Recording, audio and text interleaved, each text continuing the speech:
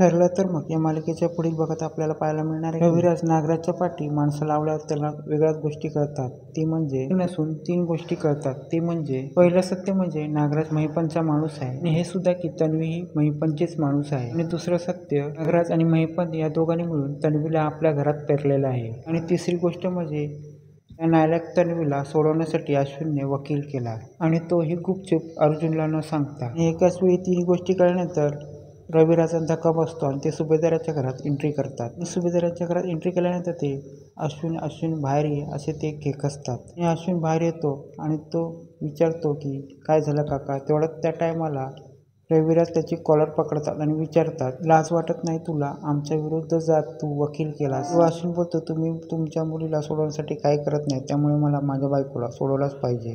तेव्हा रविराज बोलतात की कोण मुलगी, कुठली मुलगी, मला लाज वाटते लाज. त्याच टायमाला तिथे सायली येते आणि बोलते की ज्या तन्वीने आपल्याला त्रास दिला तिला तुम्ही या घरात आणता